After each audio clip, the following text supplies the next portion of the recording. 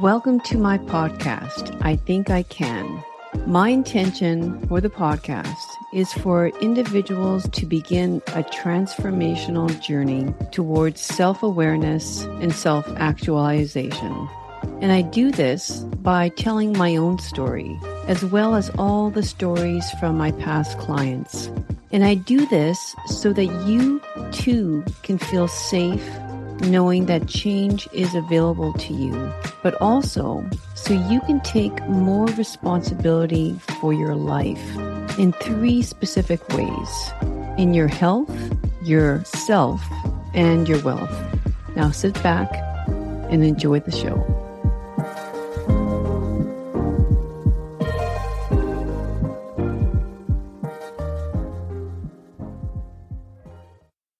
Hey, today we get to talk about a lot of different topics. One of them being how I work. If you ever plan to sign up with me, I am somebody that's extremely honest in my work. In other words, I will call you on all your, you know what, and I get to do that in a way that makes me feel good and my clients feel good. We are going to talk about, honesty. We're going to talk about the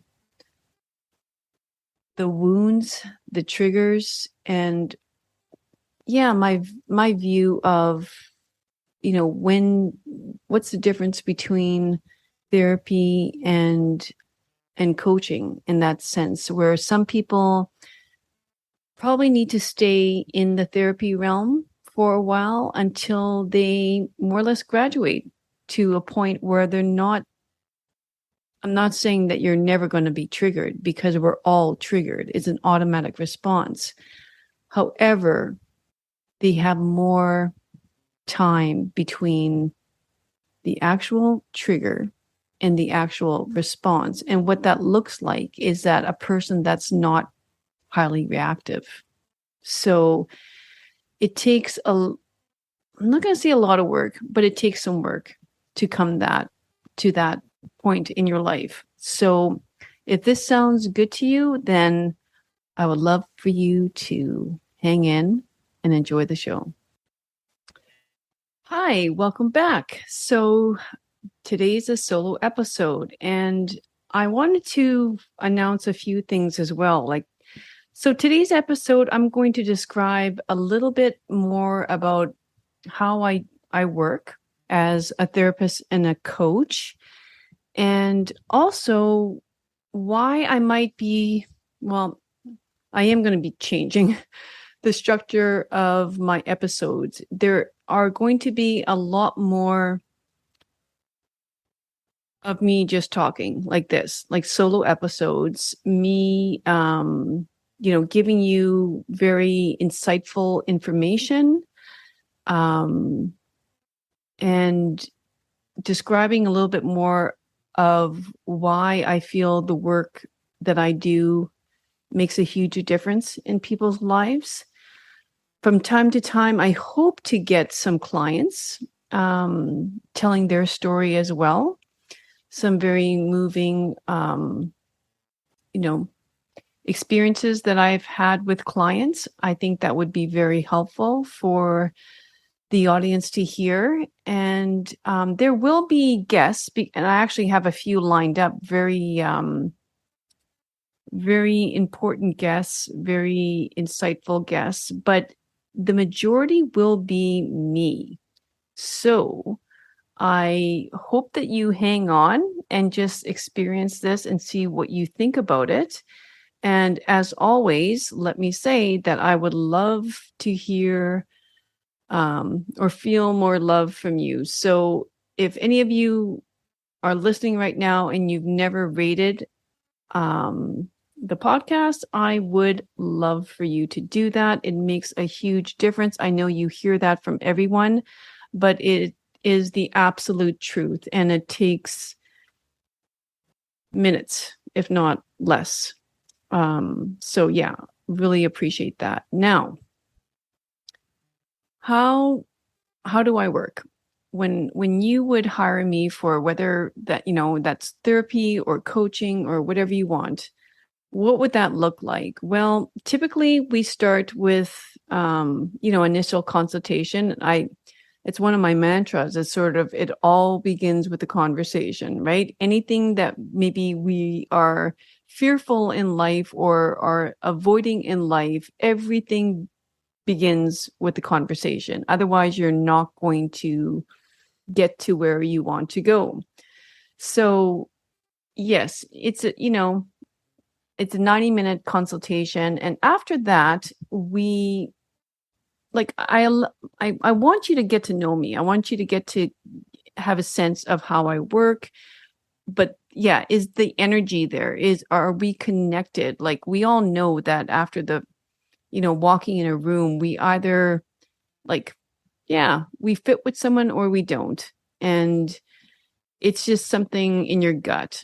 So I want you to experience that 1 or 2 sessions. And then after that, I will also guide you to see, you know what, like, you're a person that I know could really benefit from coaching, or, you know what, I think we need to stay in therapy for a bit, and this is why. And here are, the session packages that you could purchase.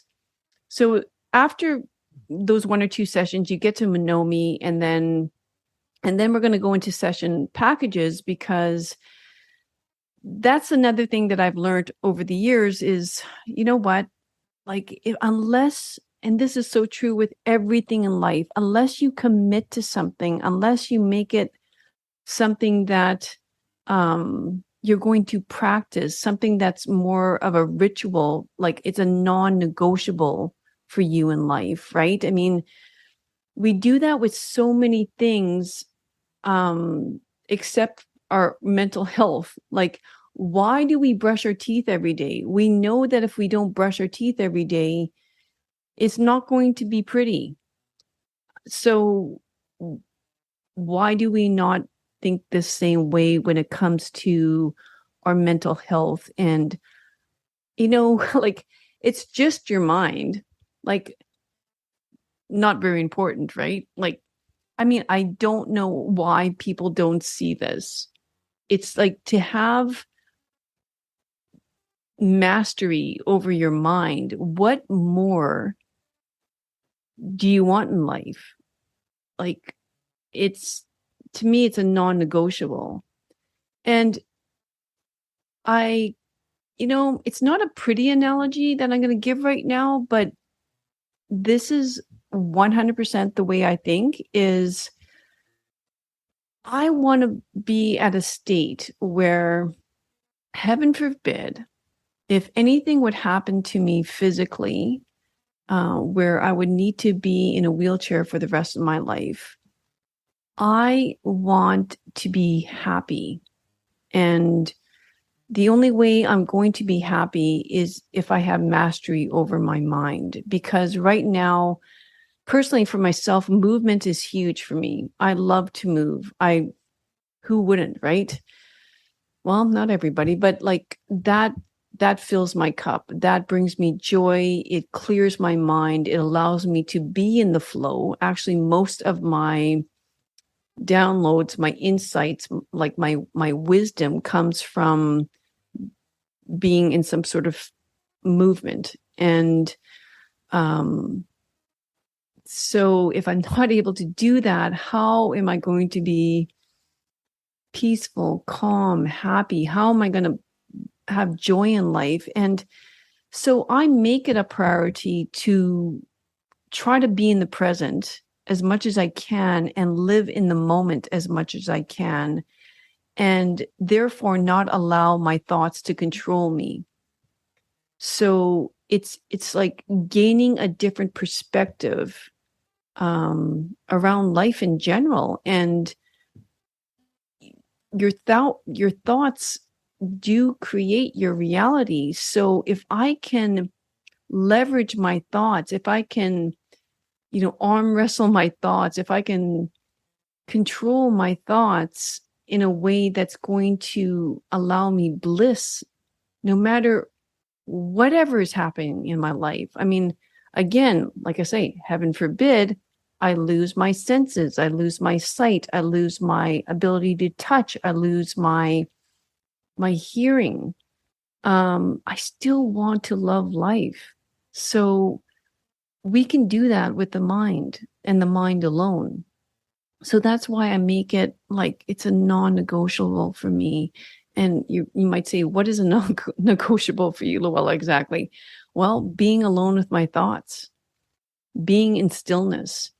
Um, I guess it's meditation. Like, I mean, I don't really call it meditation because this could look so different on any given day for me. But like, if I'm at the cabin, that might mean a long, beautiful swim because, my strokes are like a metronome in that sense. It's, you're in a rhythm, you're in a flow. And actually, it's a beautiful analogy when it comes to being in that meditative state, because I know that if my body's all tense, like for example, our cabin is in northwestern Ontario, and it's a very clear, beautiful, deep lake. But with that comes some cold. Like you can't have a nice, deep lake without it being somewhat cold on, maybe any certain day in the summer. Like we do, like it can get nice and warm, but it's mainly pretty chilly. So if I'm in a chilly lake and my body tenses up, I'm going to use my mind to think differently about that water. And yeah, it's reframing, but it's more than just reframing. To me, reframing is more like a psychological tactic. And I really incorporate a lot of spirituality in my work as well. So it's a spiritual twist to the clinical psychology piece. And that's why I never really, okay, yeah. So I know I do this. I'm sorry. I was telling you about like what it's like to first work with me. Okay, I'm going to come back to this other point. Okay, so then I want you to choose therapy packages because that's a commitment on your part. Whether that be 3 or 5 or 10 or 20, I don't even know what the packages actually are, to be honest with you. It's on my website. But it's a commitment. It's like, yeah, I'm signing up.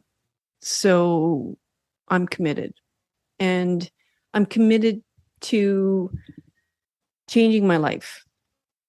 And if it's that great, with therapy, it's usually that we're working a little bit, we're working on maybe some limiting beliefs you have about yourself, like these patterned thoughts that have been there since the dawn of time, since you were a little chap or girl. It's sort of like what these are. Like you know what these are. You know that they keep you stuck. And it's once it's excavated, like once it's there in plain view, to me, that's when you can move basically from therapy to coaching, because like therapy is somewhat staying in the past, whereas whereas coaching is more of a forward, let's go into the future. Like, this is what I want. This is where I want to be. This is where I want to see myself in X number of months or years or whatever.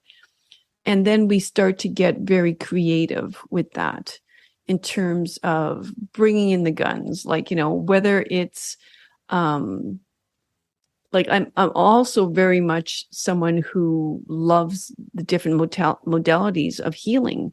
And that does, tie into both like coaching work and therapy work. Like it's not going to be like one or the other. Like when I'm coaching with somebody, we do go back into these wounds, like we do, but we don't stay there very long. It's more like me from 30,000 feet above looking down at you and going, oh, that's coming up again.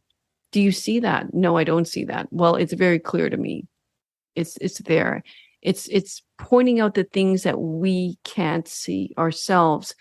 And that's so important. Like, I can't tell you, like, like we fall back into these pattern beliefs, over and over again, unless we make the commitment, the real commitment to change. And to me, that's what mentorship and coaching is sort of like, I'm calling in the big guns here. I want to get rid of this once and for all. And it's not always pretty, right? Like, I mean, it's not always sexy work. It's calling you on your shit. Like, it really is. It's sort of like, okay, there you go again. And sometimes it's like when you call it out, that's why you need to know that you're okay with moving past the wound. Whereas therapy is a little bit more like, you're still quite fragile.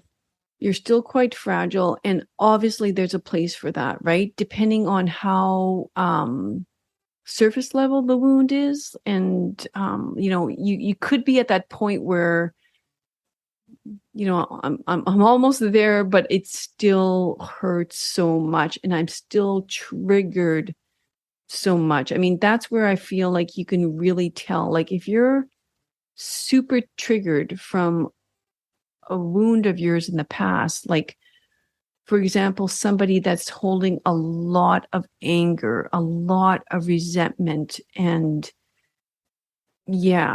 it's due because of a childhood wound, let's say, never feeling like you're good enough is one I find in men that, they're always trying to be the man that their parents always wanted them to be, right? And so like you were never good enough. You have to do this, you have to do that, and you have to be a man and you can't cry. And it's sort of like, so often I see defensiveness as being a sign of a deep wound.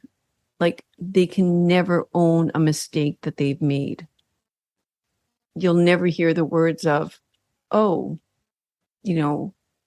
I never saw that in myself. How can I change that? Like you don't hear that phrase coming out of a man who's, highly defensive. They're not ready to own their stuff at all. So if you're in that state, like we got to go back, we got to peel off the layers and really, identify that wound and choose not to do life like that anymore. So, but for other people that are like, they know it's a thing, and it's sort of like, okay, but I want to be able to, not be so defensive with my wife. I want to be able to drive down like our busy city streets in the height of rush hour and not feel like I'm going to scream or, lean on the horn or, use cursive words for like 30 minutes straight, like you want to go above that as a human being, right? So I hope that helps. And then with if we feel like it's coaching is very intensive. It's sort of like, yes, it's a package, but it's more like a 1 month package won't do you a whole lot. But I mean, who knows? That's 4 weeks. But let's say it's a 3 month or a 6 month package. Like then it's sort of like we're meeting weekly. Whereas a therapy is sort of like, okay, you can meet me weekly if you want, but like and I strongly suggest you do that, but we're working on something different than we are working on coaching. Coaching is weekly. It's, you have a lot more access to me between the sessions, like on a messaging app, and I'm giving you homework, and like, it's like you're turned on. Like, I'm not going to let you forget that you're on this journey sort of thing.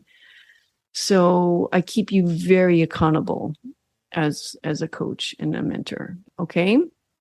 So let's move on to what I was getting at before. And I was sort of saying that, okay, in the therapy role, like I've always been a certain type of person. I've always been, and this is why sometimes I've been challenged as a psychotherapist because, okay, the type of person I've always believed so much in honesty, in the frequency of truth. It's a very powerful frequency to be in. You know, it's what your parents, your grandmother, your God, you know, has told you is sort of like honesty is not like it's non-negotiable in terms of being a pure human being, right? Like there's never a place to lie. White lies, yeah, you know, we can talk about that for sure.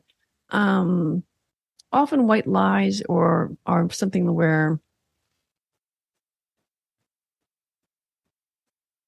yeah, I won't get into that. Maybe that's another episode. Okay, so honesty. I love people that are honest, which means at times that you might not want to hear my honesty. Like if I see something and I want to call you out on it, as a therapist, sometimes that's very difficult to do because in therapy, remember, you're more vulnerable, you're more fragile. And if I see a certain behavior that you have, um, is not serving you well at all, and I want to call you on it, you're not going to like it. Because in that moment, you want to be held, you want to be validated. And, you know, which becomes a question, can I still validate you and be honest? You can't. It's black or white. I can't hold you, caress you, and validate you while still calling you on your bullshit, your victimization sort of energy. That if I see that coming up, like I got to get in there and change that, right? Because that is not going to serve you in life. So, but I can see, and like I was saying, like, because, you know, people come to a therapist because they're extremely hurt. Like, there are deep wounds in this life, right? Like, life is not easy, but we all know that. So, are we going to stay in that patterned way of thinking? Is like life sucks, life's not easy, you know, why me? Why has this happened to me? Or are we going to just like realize that that is a thing and now we want to move ahead and go, you know, giddy up, let's go and start experiencing life for what it's meant to be. We're meant to be hurt, we're meant to be disappointed, we're meant to be very happy, we're meant to feel joy. That is life. It's duality all the time. Like I can guarantee you, wherever you think you want to go right now, once you get there, you're going to want something else. Like it never ends until perhaps life ends. But in the meantime, you have to realize that you're never going to be perpetually in bliss because life is not heaven. We just aspire to get closer to heaven. And can heaven be on earth? Yes. But I believe it's in moments. And if we can create the best heaven we can on earth by being a certain type of person, and I feel living in our truth, then yeah, like you get to better your life 100%. You get to become a better version of who you are right now. But but it doesn't mean that life is always going to be easy.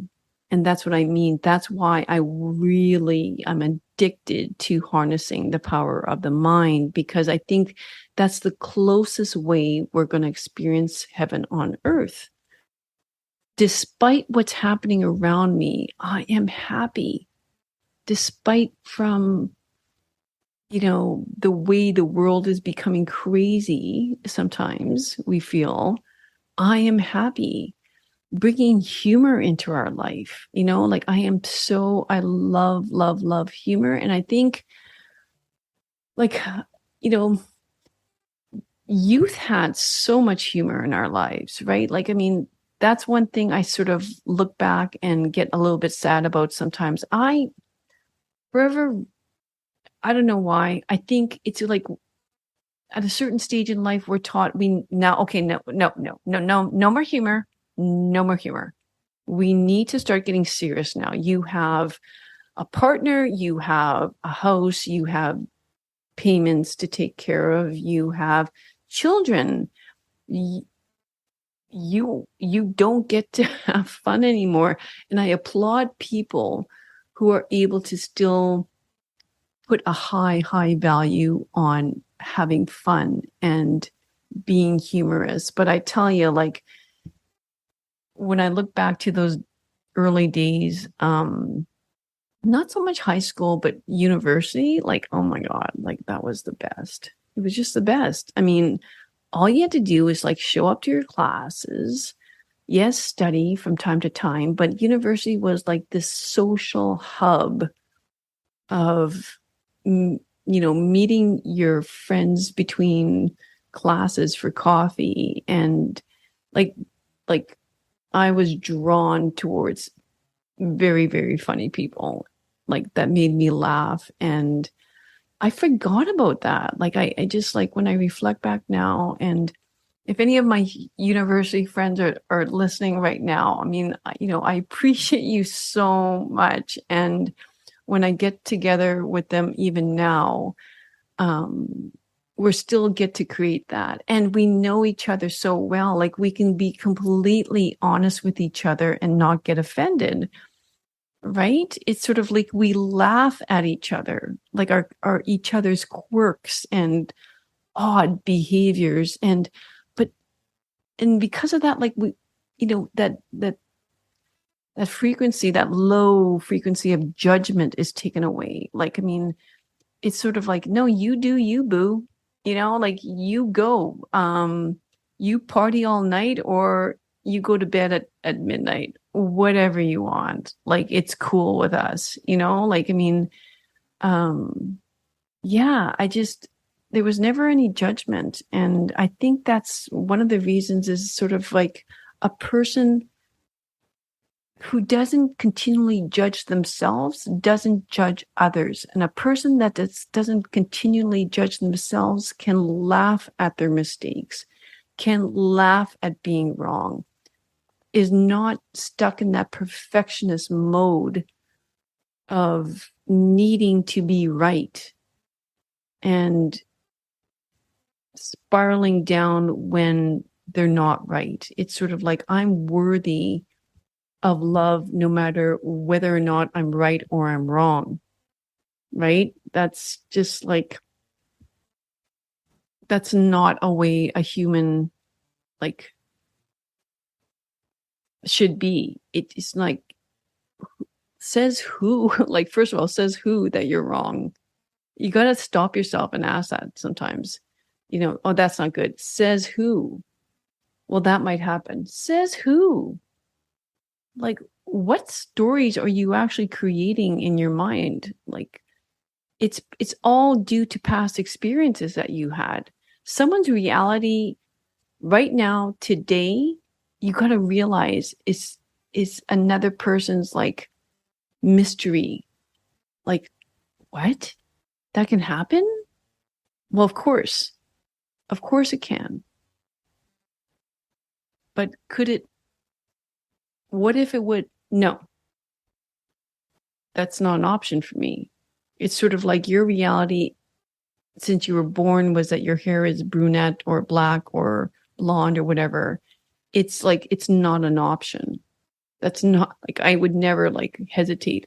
Is my hair blonde? Is it black? What? Like, no, it's not an option. That's just the way my mind operates. I know it for a fact. I know it for it to be the truth. And what's so powerful is that you can choose your thoughts. And if you want, we all know our thoughts create our reality, right? This is not like some surprise here that I'm saying this. We've heard this many times. So why don't we choose our thoughts rather than have our mind operate on old stories? You know, these stories that we've been telling ourselves over and over and over in our heads. I mean, honestly, you can create your own miracle if you put in the practice. If it's a thought that you put in your mind's eye over and over and over and over. And I find I really attract the clients that hear this and they believe it, but they haven't decided quite yet. You know, if it's something that they, I don't know, 100% believe, or they have to, like, if they decide yes, then, oh, wait, that comes with like repetitive thought every day. Like I have to be, really? This is something I need to do every day? Oh, well, I don't have the time for that. No, I'm too busy, doing things that really don't matter. Let's be honest, whether it's sending that last email out, or I don't know, whatever you need to do, nothing is more important as you controlling your thoughts and your minds. So, and like I work with people differently too. Like sometimes it's hypnotherapy, sometimes hypnotherapy is not their thing. Sometimes they need someone more accountable to say that, I'm showing up every week and I need to, you to help me do this. It's not a one-off thing of hypnotherapy, but like I've had some very powerful sessions, which sort of reminds me of one session that I had in hypnotherapy when I was working with a woman. And this is so common. Women, you are a people pleaser, right? Like you're born to nurture, and take it as a blessing or a curse. You're nurturing everybody except yourself. And there seems to be a time in a woman's life who may be a people pleaser, who actually just kind of realizes one day, I'm not doing this anymore. I am done. You're full of anger, you're full of resentment, and you're realizing that you're not a happy person at all, because you've come to the realization that the only time I'm really happy is when I'm pleasing somebody else, doing something for someone else, but it's short-lived. That happiness is not lasting. It's like I'm happy for a second, but then I realize I actually don't want to do this. But now you've committed and you're angry and you're resentful. It's like you get a dopamine hit right away. It's sort of like, yeah, I can do that for you. And because the person's going like, oh my God, thank you so much. This means so much to me. Like, you're helping me out so much. And then you're like feeling all altruistic and Mother Teresa like, and you're just like, oh, like, I'm amazing. But then when it actually comes to doing it, you realize I'm exhausted. Like, this is the last thing I really want to be doing right now. And you're like in quiet, like bitterness. So, that's not what we want, right? We want to pause, not react to the question, can you do this? Like, pause, take the space, think, is this good for me, for you, and for us? But you notice that sequence there? Is this good for me, for you, for us? You always have to think, is this, and genuinely, sometimes it is. Like it's like, yeah, hell yes, I'd love to do that for you. It's good. It's good. But most of the time people go, for you, or I don't know. This doesn't, like, I can't even think it's for us. Like it's not, it's just for you. It's not for me and it's not for us. I can't think of a scenario where it would be that way. So yeah. And don't confuse this with being kind. This is not the same as being kind, which actually, let me just bring that back to therapy. I can still be kind and call you on your shit. You might not realize it at first. You might actually not like me. You might get triggered and you might feel hurt, but it's still an act of kindness. Because why would I want you to keep on going through life in this sort of delusional mindset or story that you're telling yourself over and over? That's not serving you. That is not what I was meant to do on the planet. Yeah, I can still be kind, but I don't need to validate you. Right? And a lot of therapists kind of get this mixed up a little bit. And there are the good news is, if you really like that style, there are many therapists out there for you. Like, and I can see them from a mile away. And I just kind of, don't take me wrong on this. Like, I mean, that's just me. That's just me. So when I was first, like, I'm so intrigued with the mind. So it's, getting rich, my license as a psychotherapist, I'm just like, like, this is amazing. Like, I love this. And then, when I entered the real world and I'm sitting in the room with some of my clients, I'm just like, oh my God, like, I'm biting like the bit, like, until I learned to be able to do both. And then there's whole other things about, like, the practice, the being regulated under the college that I'm never really good with, including not being able to give your client a hug, when they're going through some really hard stuff. It's like, oh no, we can't touch, whatever. I see the reasoning behind that, but it's like common sense, like, give me a little bit more credit than that. So yeah, but it's all to protect us as therapists. I mean, life is crazy. And who knows what they might report you on. Correct? So it is for our protection, but sometimes it's really hard. All right. So I did go on another tangent here, but let me get back. Oh yeah. I'm talking about people pleasers. And this is quite poetic because I do have a program starting on this, and it's a small group, 5 individuals for 5 weeks that it's all about people pleasers, and it's all about, it's not a 1, 2, 3 process I'm going to take you on. It's honestly just kind of doing what I just described to you. Like, that's the way I work.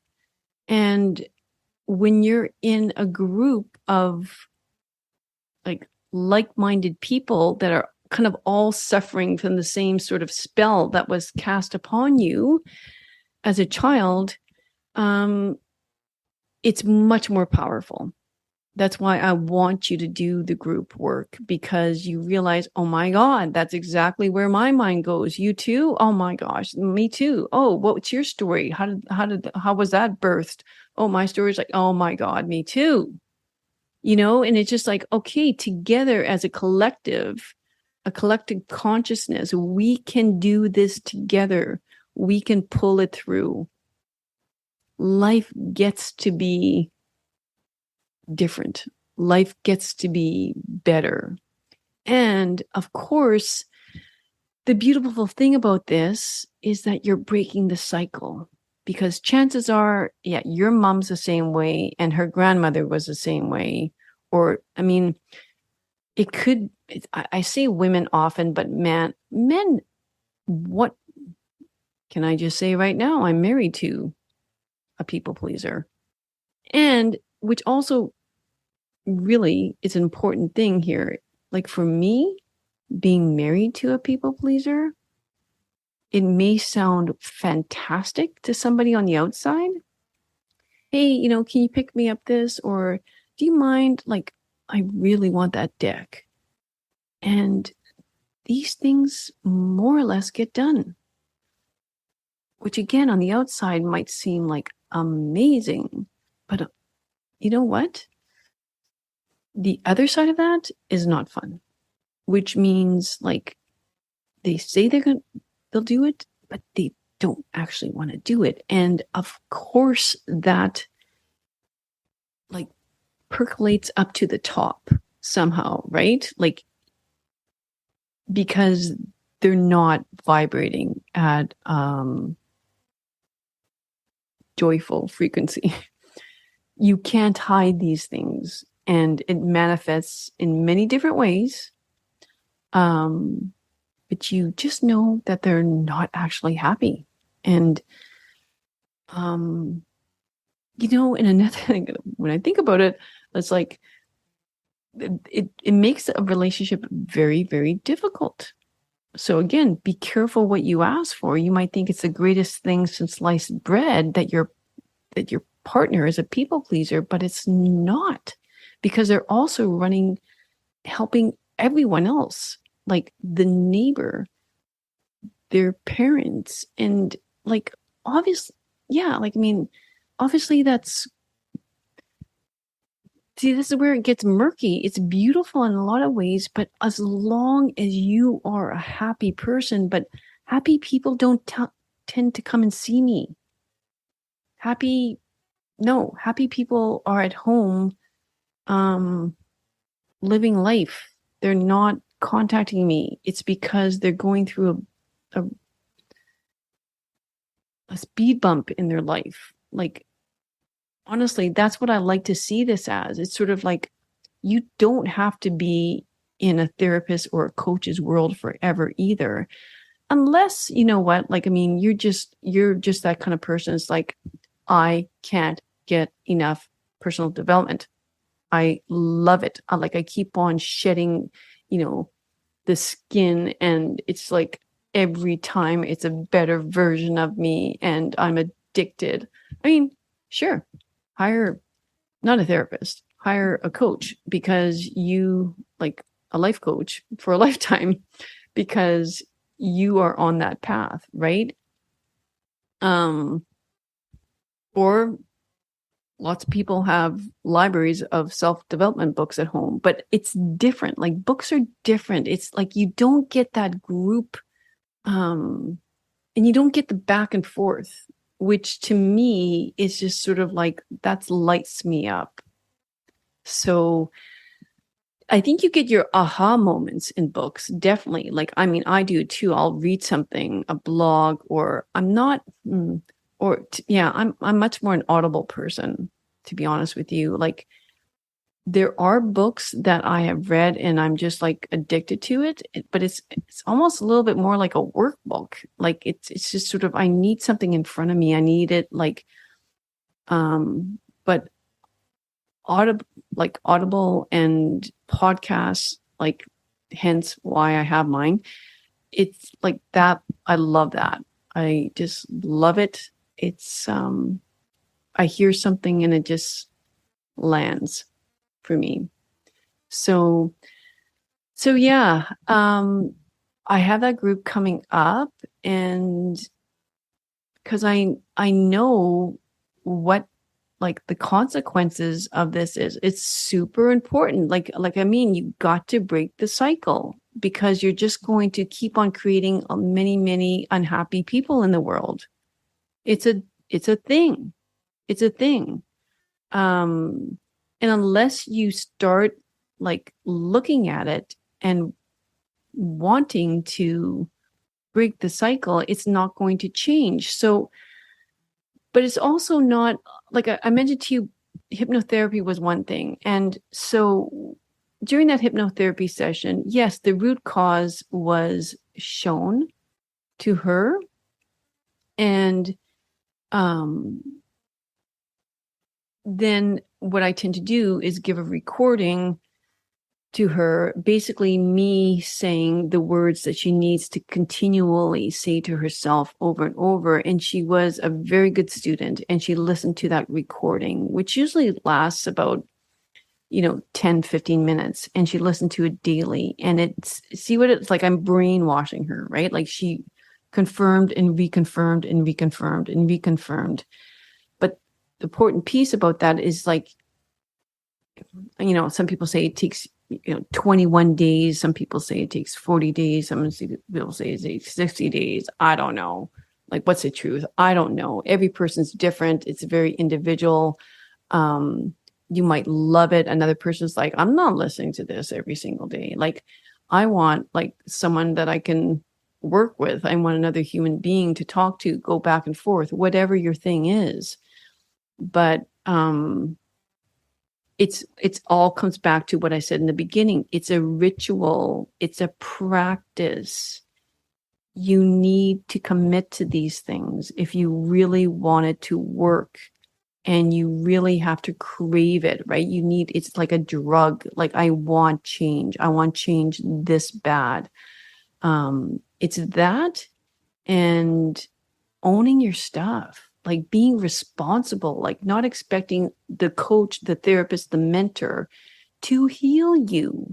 You need to do that yourself. You need to commit to it. No one can change it. You need to change yourself. Like, you can't blame someone else either. Like, you sign up. I mean, I just actually signed up for another group mentorship. I just spent the last basically 6 months, and now I signed up for another 6 months. So that's my commitment to me, right? That's an investment I have in myself. And it's scary because it's financially, it is a huge investment, but at the same time, it's so elevating. And I know that I'm making this commitment to myself. I'm making the commitment to change and grow and evolve and become a better version of myself. But it takes work. And so where are you in that journey, right? Like, how committed are you right now? But it really comes down to being very honest with yourself and owning your stuff, and having the motivation to do life better. And you get to create a beautiful life from that too. Like, when you start becoming more and more and more honest with yourself and more responsible with your own thoughts and your feelings, then your life really does change. Unfortunately, so many people are very, very fearful of looking within. They don't want to look at it. They want to distract themselves. That's why we're in such unfocused, hyper speed, life right now. It's like no one wants to slow down their thoughts and look at what's in front of them, whether, it's fear or, fear of something happening to me. What if things are going to happen for you? What if things happen, it's for you. It's for you to go to a different level. What if you start to actually leverage the gift of intuition for yourself to be able to make a decision quickly and know from the deep parts of your heart and your soul it's the right thing for you. That is a practice that have been doing for a long time, and I'm refining it more and more and more, and I'm asking, I'm asking for help. I'm asking, God, source, the creator, whoever that is, spirit, angels, to help me finesse this in a way that, it becomes so natural. It's not this indecisive. Is that? Was that? I don't know. But what if? But that? I mean, the energy that you lose on a daily basis from doing that. That's a lot of energy spent. So I will sign off, and I hope this is helpful. If you are interested in any of my programs, of course, all that information is on my social media, my website. And yes, if you are a people pleasers at the time, I think, the group should still be available if you're listening to this on the day that it's airing. And I hope you're interested in the new format that I'm going to have, because I think it's going to be brilliant. And so this is a bit of a longer one, but quite honestly, I think I'm going to have them. It's sort of like whenever I want to get on, it might be 10 minutes, it might be 20 minutes, it might be an hour. Depends how excited I am about a topic. Or I just deliver the information however it lands. Like if it takes me 10 minutes, that's it. Takes me longer, that's fine too. Right? It's all about the energy. Okay. Well, thanks for joining me. And again, if you can share this with someone who you think would love to hear this, if this message resonates with you, sharing this episode, commenting on this episode, liking the episode, actually writing down a little bit of a review would mean so much to me. I feel like since I began this, like I've given incredible amount of information, I feel, out there, all free. And if you could do this for me, it would be such a compliment. So thank you so much again for tuning in and lasting this long with me. So I'll see you next week. Thanks once again for joining me on another great episode of I Think I Can podcast. If you liked it, please subscribe below so you don't miss out on any future episodes. And until next week, treat each day like it was your last, because each new day is a privilege that we shan't take for granted. Cheers and have a great week. Bye-bye.